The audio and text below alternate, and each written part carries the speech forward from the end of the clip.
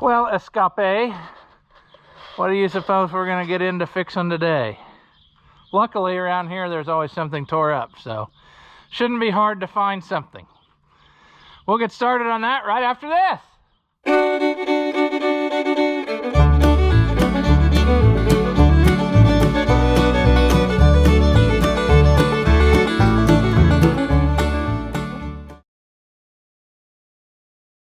Welcome back. If you haven't seen my videos before, I'm Ross the Oliver Man, and really should be fixing tires on this one of these days, but that's not what I'm going to do right now. Somebody else asked about another combine video. We need one of those ASAP. Well, it took me like 15 years to get this far, so don't hold your breath on that. We'll get back to it. I see the sediment bowl is doing sediment bowl things, so that's good. But last fall, as you may recall, when I was moving this auger like a dum-dum, I accidentally broke this wheel. And so before I forget about it and just have to live my miserable life, you know, making do with a one wheel setup, the other day whilst in town, I acquired another one. And I think that this is going to do what I want. This is a hobo freight wheel, but it looks like it's the same. So the question is now, can a guy get that off of there? Well, maybe if he would have brought some actual tools. He did not realize that that was plastic. I was thinking that the center of that wheel was metal, but that explains why it broke so easy. Let me go get an actual hammer. I did not think that I would need that. I thought foolishly that I would be able to just slide that off because I figured the pin was probably wore enough.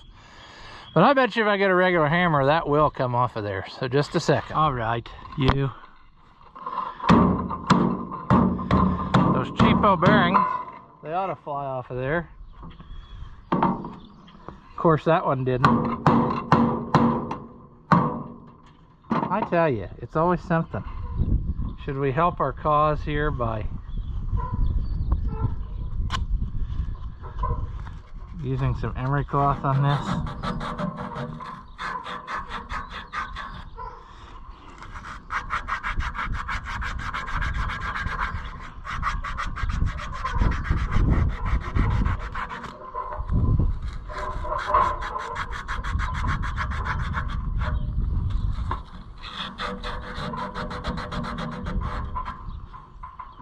I don't know why I thought it would just work, you know? If a guy had taken a minute and assessed the situation, he would see that there's a couple washers there. He might be able to use those to help.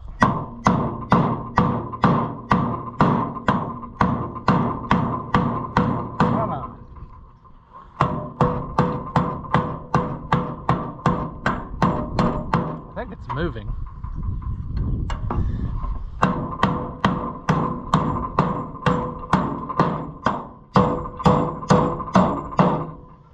Oh. Come on. Your day is done. Let's go. You had your chance. There. Oh my. Is that just gonna slip on there? So easy. Yes. And it appears that that is. Okay, so the other wheel, I guess, had a much different center in it. See, that's gonna work. If I put it this way, it'll go just fine. But then we got a lot of space here. So I'm gonna have to get some more washers or bushings or something to take up some of this, because I don't want it to, I'm afraid if it keeps doing that, it's gonna get worse and worse. Maybe not, maybe that's foolishness, but I don't know. That one's working fine. They should have made this, they didn't make this rim bump out on both sides. You know, if they'd have done that, it would have been the same. So I'll go gather some shims or something. All right, so the struggle is real to not make this look ridiculous. So I've come up with an idea. If I do this and turn the wheel around backwards, is that gonna work? It's still gonna rub. I wanted to try to hide the screw up as much as possible.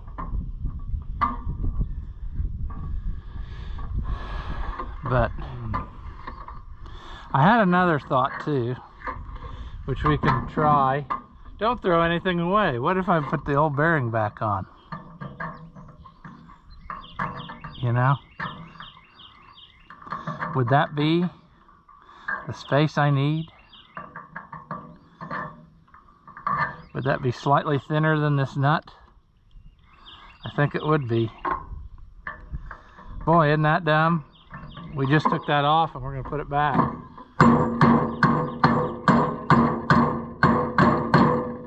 Try that. Easy there, big fella, easy. But put that on. That's gonna work out exactly right. Oh, what nonsense, you know? There. That works good. And it's spaced enough away that it's not gonna interfere. So note to self, when we have to replace that one, leave the center of the old bearing on the back, and that will space it nicely with the hobo wheel. Cobbled, perfect. See this one here, I think I need to get one for that end because I think that's too small. And I don't remember why, if that was an original, I'm wondering if those back two were both replaced at some point. And, but yeah, I think I'm gonna grab another one next time I'm in town and go ahead and replace this one, which then will help hold that hopper up ever so slightly higher. Maybe that's not what I want. Maybe I want it to go down under there. I don't know. But that's that. Sometime we need to pull this up there and do a little bit more repair on it. I see it's rubbed a hole under there. But that's really not that big a deal when it's on the ground. It basically only your fines fall through. And it's still fine. So we're gonna just pretend that's fixed. Jeez, we sure took the long way around on that one. All right, for our next trick, we're gonna need a deep well 7/16. Well, you remember this jobby? We got this painted up. So let's see if we can go swap battery boxes on the loader tractor. All right, now this is not an ideal situation that we are about to embark on, but I think if I hold it up through the hole here, I can quickly flip that other one out and then switch them. You see what I'm saying? So we're gonna try. Never done it this way before. And also, I'm betting that I was a dum-dum and brought the wrong size socket. Although they are 1/4 inch threads, it takes a 1/2 inch socket on this one for whatever dumb reason. All right, why wouldn't this work, you know? This is not at all the way to do this, but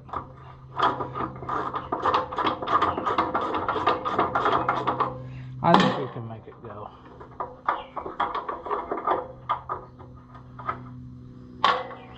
One hook bolt.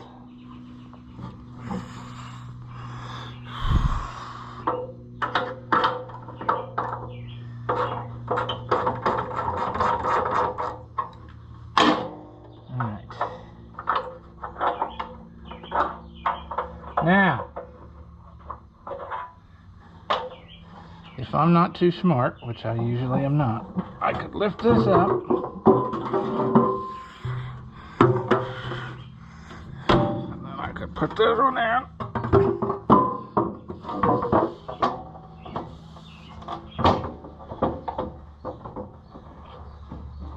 Come on, you.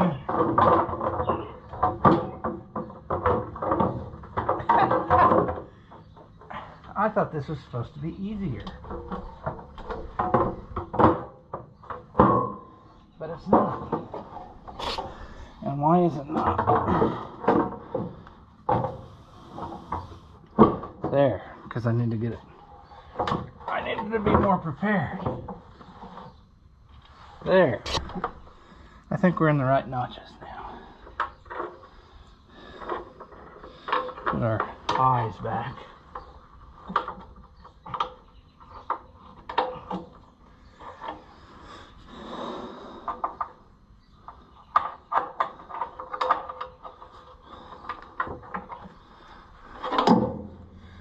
Sure.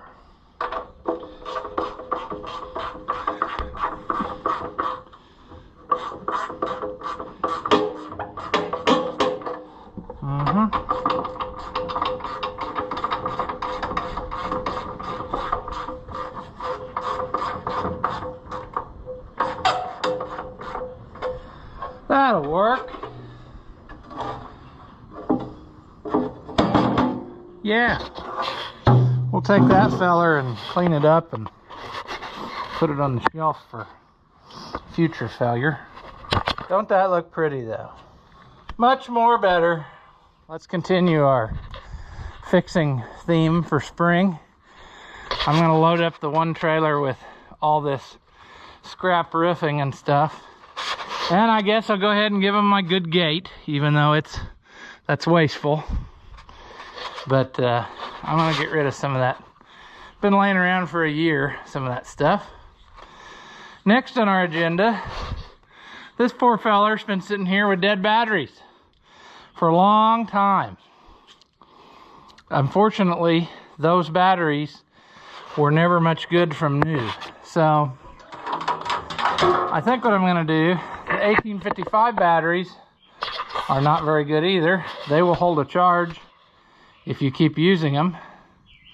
And I'm wondering if maybe topping them off with some water of the distilled variety would be all it took. But I think I'm gonna put new batteries in it and put those batteries in this one, because this thing hasn't run for a good while. Usually I took the battery cables off of it. Did not do that the last time, I see.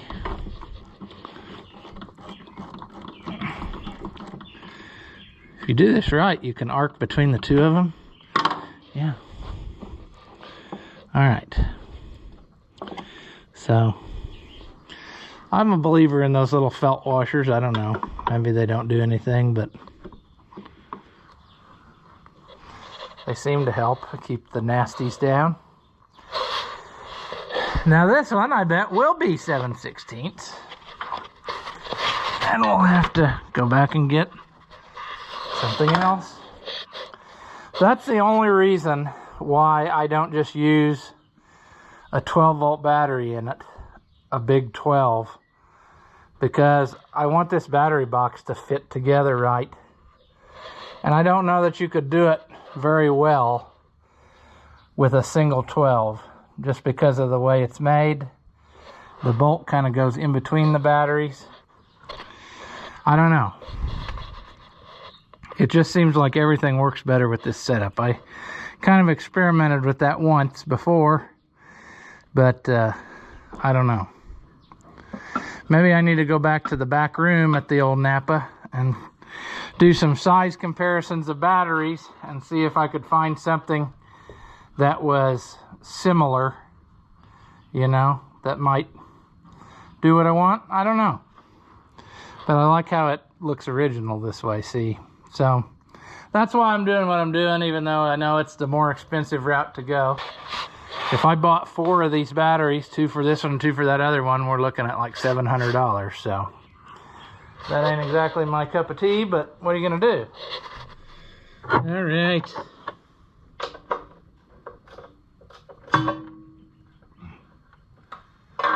seems like only yesterday I was putting these on here. Did we do this on a video? This, probably not. This tractor was in fact like the last thing that I bought before I started making these videos. So it was in a lot of the first videos. It still had a year-round cab on it. We took that off and put these fenders on. And this was laying in the cab, as well as some other stuff off of it. So yeah, but I really like this tractor, and I want to have it ready to run at a moment's notice. Maybe I'll just put new batteries in both of them. I don't care. I'm over it. Why should I take these, or the ones out of the other one, and then put them in here and then end up... No. Let's just put new batteries in this and be done with it.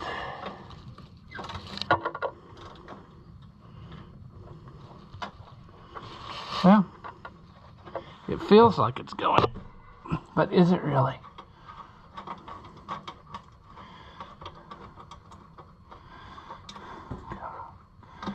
Come on. Don't crap out on me. Aw. This one I must have put together from the other side, and the sawed off end of the all thread. Yeah. Okay, whatever. I think I do remember that though, because I think when I put this on, it still had the cab on it, and it was very difficult to get in there and get it. Look at that. We got to clean that up before we put her back together. That ain't gonna fly. Brand new crossover cable.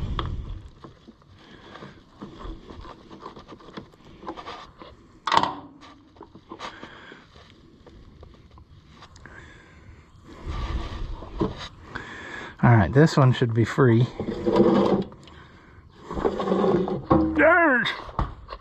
Sure.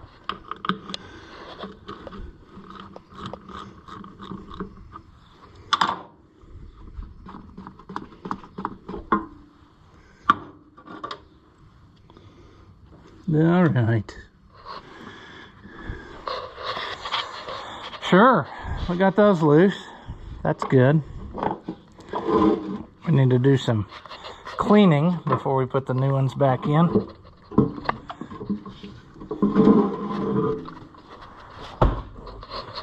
But those are out of there. You know, if you weren't particular, you could just hang that on the wall, set a battery in there and tarp strap her in, but I want to make it the way it's supposed to be because I like it. So that's what's going to happen. We'll take this and clean this up and make that more better than it is. So springtime is coming, and we need to get everything hooked up and ready to go. We need to finish our motor project here, which means I need to one day come in here and knock the sleeves out of it and pull the bearings and all that and see what we got. I don't know that I'm going to do anything other than sleeves and pistons and rod bearings. I mean, I've been debating back and forth, and I just don't think it's necessary. It's got excellent oil pressure. It's like a new motor, so that's what I'm going to do.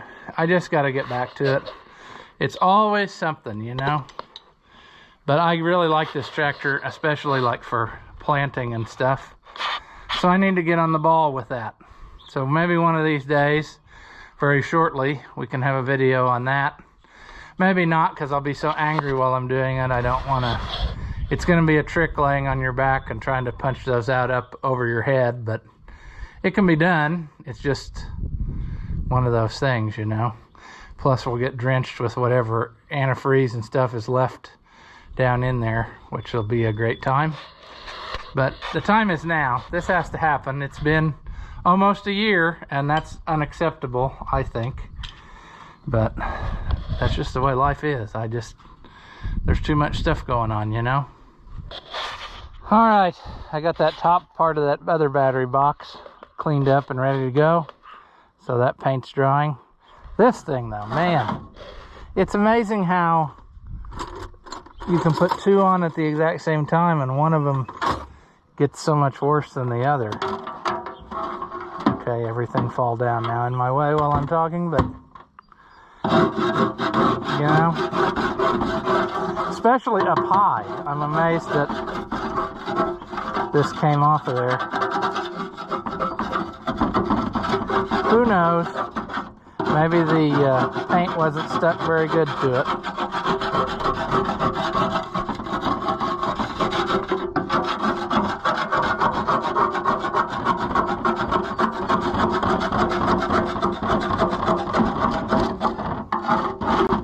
It's a shame I didn't do this earlier in the year. I would have sold this one to my cousin for half price. We put a new one on that 270, as you recall.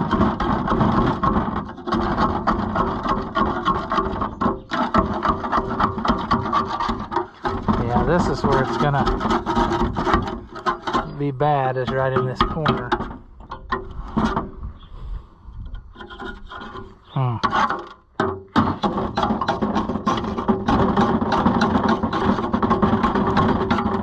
Now down there I can understand, because it was full of dirt. So that didn't do it any favors there.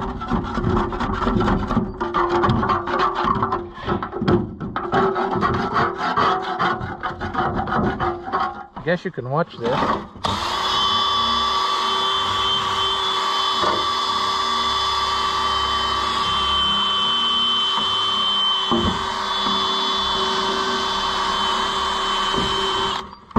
Nothing special.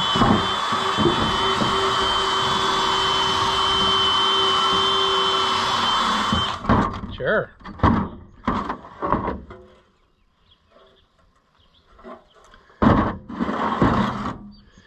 Oh, what a rough setup.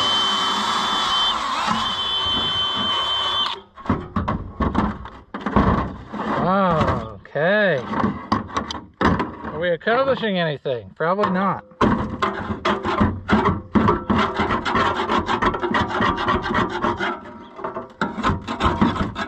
Jeez.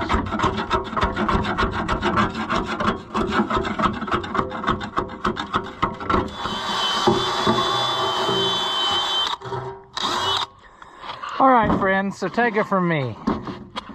If you buy one of these brand new battery boxes, paint it right away with something. Because this, obviously, was a terrible mistake. And just because it looked decent on the outside, doesn't mean sadness wasn't happening on the inside. So, yeah, I think we managed to save it in the nick of time, but it would not have lasted much longer, I don't think. So I'm going to clean that up now, like wash it down, and then give it a coat of paint. Then we'll put it on the shelf for a future project, of which we have many, you know. There are so many things around here. I don't know. Let's just take a gander over here. Well, there's our rubber-tired McLean that we never got to. This one does have a battery box. I was wondering if it did or did not. It's kind of a garbage one. It's been welded on. So maybe this battery box will become that battery box. Yeah, see, there's a big chunk out of it. So we might just slap that right on there. And then we need to pull this apart one day. After I get my 1655 put back together, I think we'll figure out what's going on in there. If this is even salvageable. I don't know. I mean, I don't know what he's done and what he hasn't done. Somewhere here there's a jar with bolts in it. I probably lost all that too by now. There's the oil pan. Been sitting open, that's good for him, right? But we'll get to that project and see if we can't make this a tractor again. Then we'll have to drive to Michigan and get my fenders, because they are up at that Oliver guy's place. And yeah, we need to do that. And then maybe we can get a video together, you know, doing something ridiculous. So I think that's our plan. This wasn't much of a video, but once again, it's the kind of stuff that takes place every day, just projects and maintenance and what have you. So we're going to call this a video right here, and as always, thank you for watching, and I'll see you in the next one.